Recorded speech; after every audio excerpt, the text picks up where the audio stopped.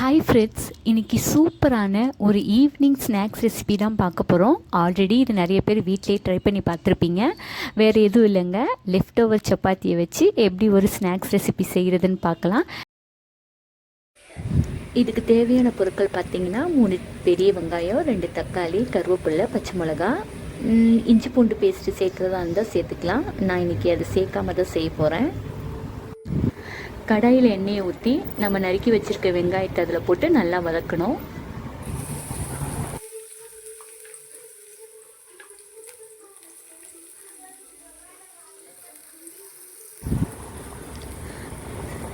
அதுக்கப்புறம் கருவேப்பிலை, பச்சை மிளகா அதையும் இது கூட சேர்த்து நல்லா வதக்கிட்டு வரணும்.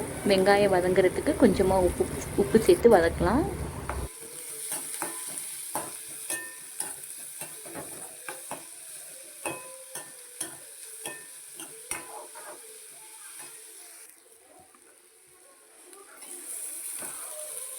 அதுக்கப்புறம் நம்ம பொடியாக நறுக்கி வச்சுருக்க 2 பழுத்த தக்காளியும் அதில் ஆட் பண்ணி நல்லா வதக்கணும். தக்காளியையும்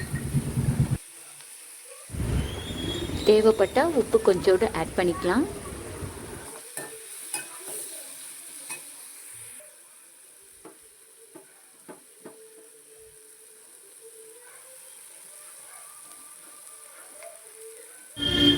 அதோடு கொஞ்சோண்டு 1/4 டீஸ்பூன் மஞ்சள்தூள் போட்டு அதையும் நல்லா வதக்கணும். அதுக்கப்புறம் ஒரு ஸ்பூன் வெறும் குழம்பு மிளகாய்த்தூள் ஆட் பண்ணிக்கோங்க.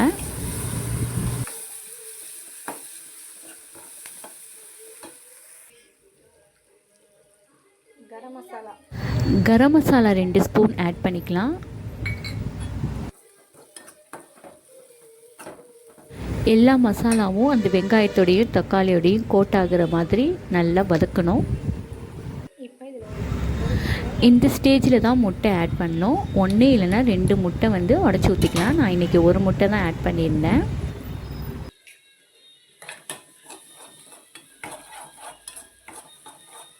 முட்டை ஆட் பண்ணதும் அந்த தொக்கு அதோடையும் சேர்த்து நல்லா கிளறணும். எல்லாமே கோட்டாகி வரணும்.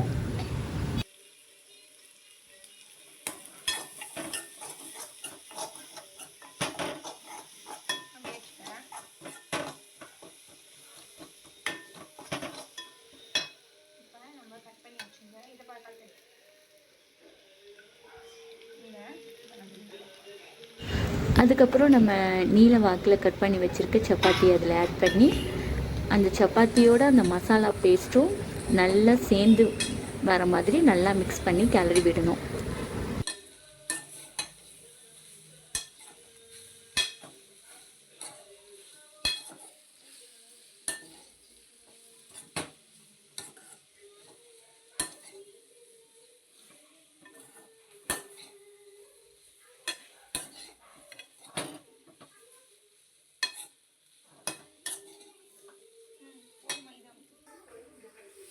அவ்வளோதாங்க, ஒரு சூப்பரான முட்டை தொக்கு சப்பாத்தி ரெடி. இதை நீங்கள் பிரேக்ஃபாஸ்ட்டாக கூட பசங்களுக்கு கொடுக்கலாம், இல்லை ஈவினிங் ஸ்நாக்ஸாகவும் கொடுத்து விடலாம். ரொம்ப டேஸ்ட்டாக இருக்கும்.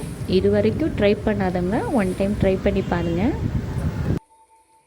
இந்த வீடியோ உங்களுக்கு பிடிச்சிருந்ததுன்னா லைக் பண்ணுங்கள்.